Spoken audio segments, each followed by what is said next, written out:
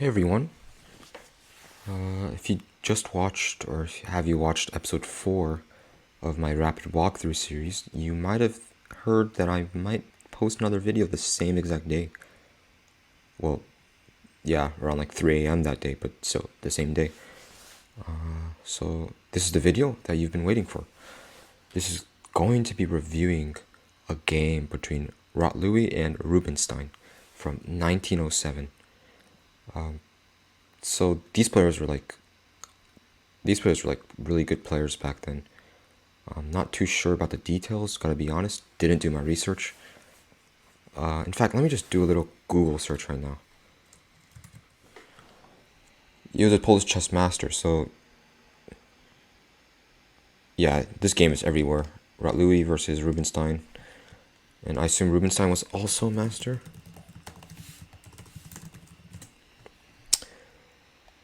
Polish, they're both Polish. Okay.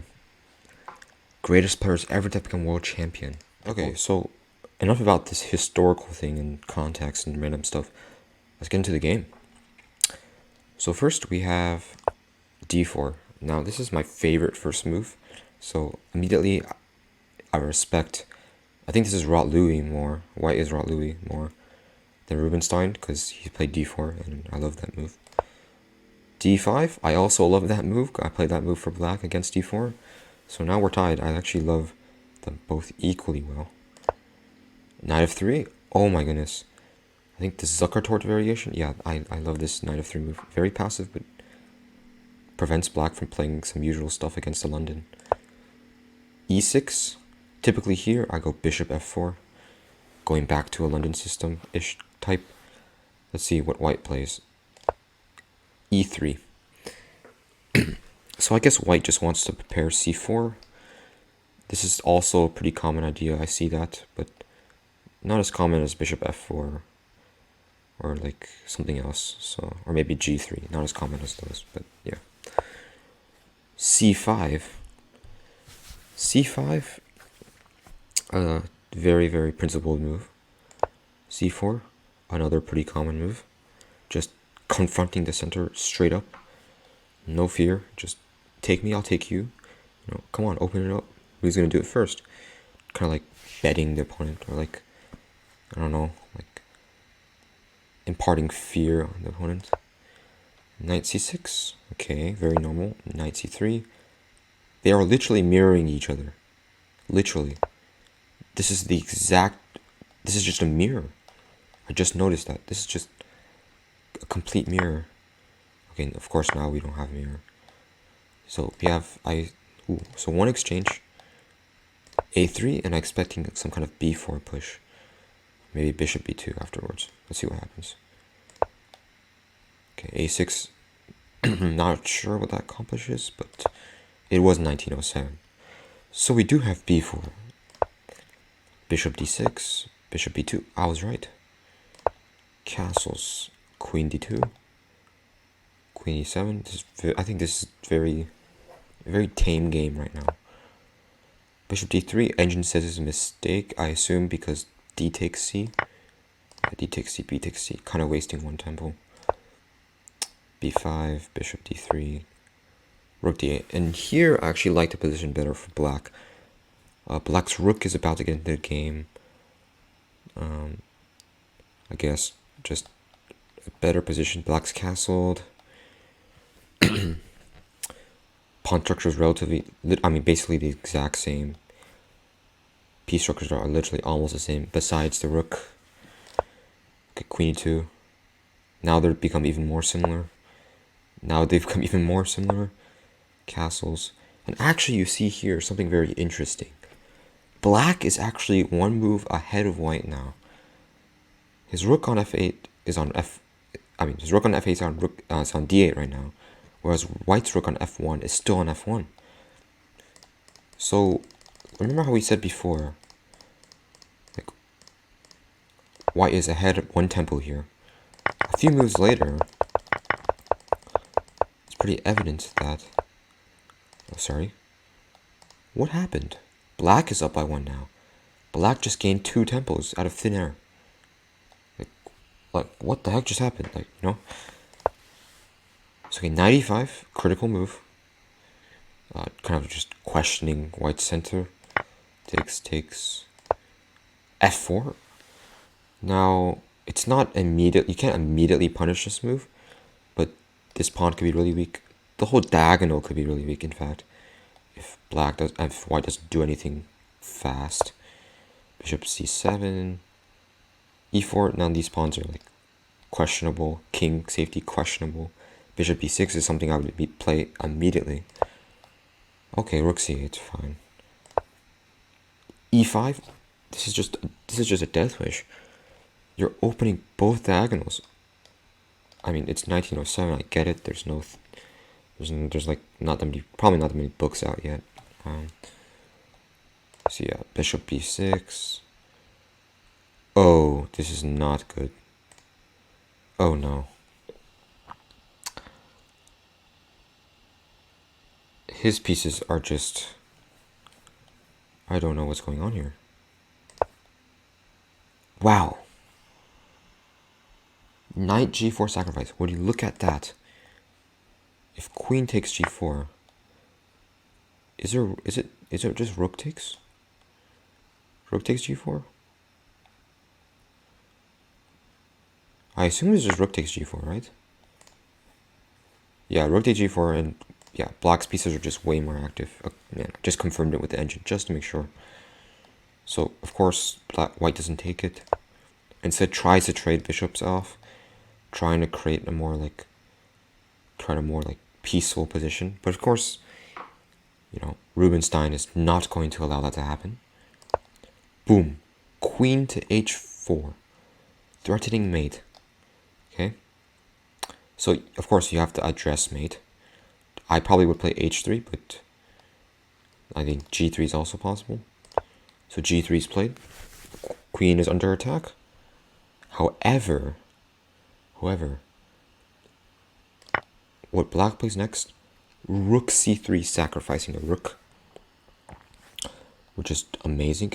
Actually, not even sacrificing the rook, sacrificing the queen. Okay, the reason why the queen can't be taken, the reason why he took the knight is so that when the bishop takes, the knight won't take back. Okay, so rook takes, right? White's okay. I'm calling your bluff. I don't know what's going on. Also, from rook takes, you have future idea of sort of rook h3, very hidden. After you take the pawn, very, very hidden. So pawn takes h4. Rook d2. Rook d2. Sacrifice the rook, just so the black could take the bishop with two ferocious, horrifying bishops on these two diagonals. This is probably one of the worst cases of murder I've ever seen. I mean, this is just pure... I don't know, this is just savagery. Queen takes d2, bishop takes, offering the queen up because you have to. Rook h3, threatening mate in 1. Or mate in 2. Okay, same thing.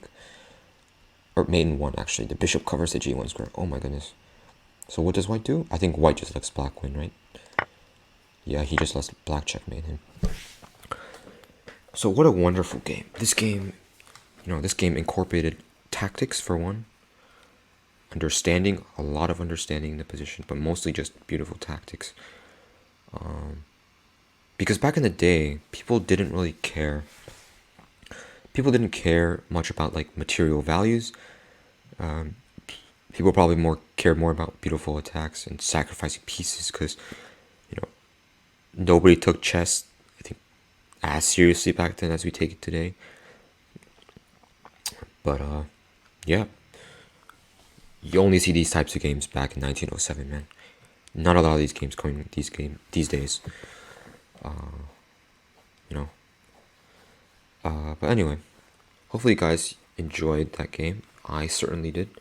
When I first saw this game, I was amazed. This was just like, I've never seen any like game that was like this dominating before. I mean, this is just crazy.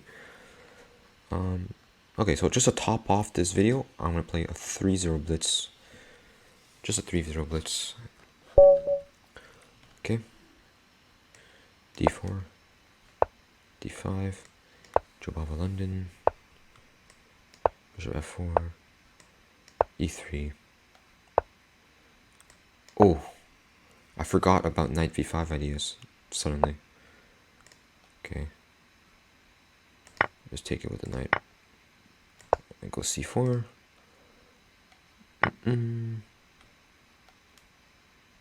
Okay. Yep. All normal. H3.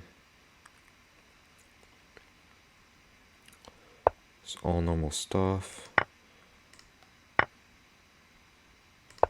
92. Very normal. Queen. Okay. Let's target this pawn. Sorry, there's not going to be much commentary here. It's just me playing. Anyway, bishop h2. Diagonal? I mean, getting the open file, not diagonal.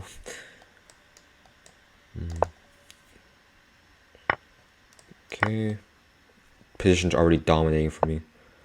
He's traded all his valuable pieces away. Pawn's hanging. Let's go here. Pinning the pawn.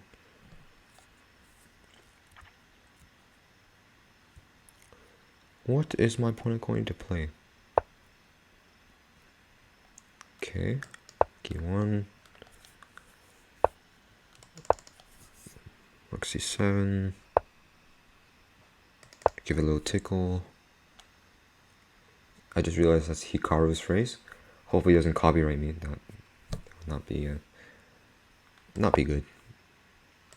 Take the pawn, maybe go Rook C7.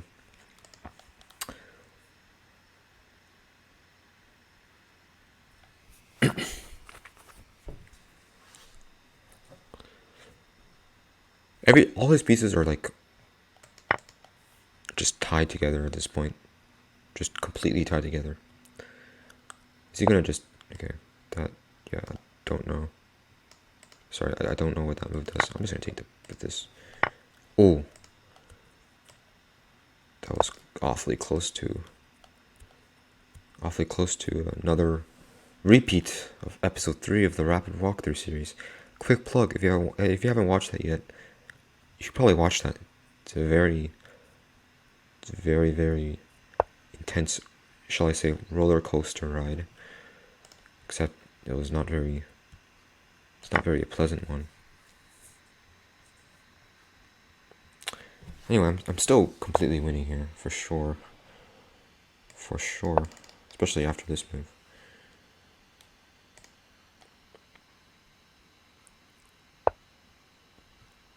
Okay. I don't see any looming threats from Rook D1 check, although it's getting kind of hold on. No way. There's no way, right?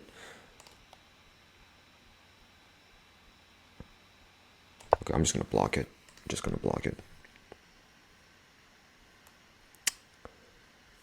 Not gonna allow any funny business. Some Queen H5 funny business going on here.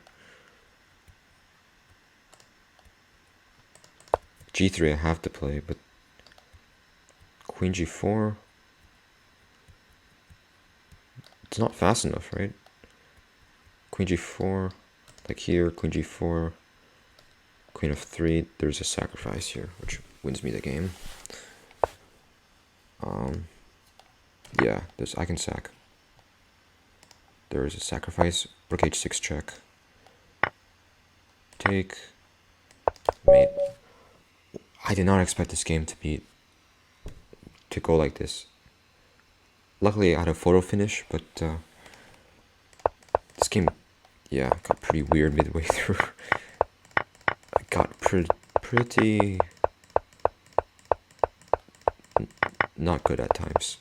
I mean, all this was fine. Maybe taking all those pawns was a bit irresponsible of me. Maybe this is all completely fine. Engine probably says it's fine, but from a human standpoint, it's not great. So yeah, anyway, thank you guys for watching.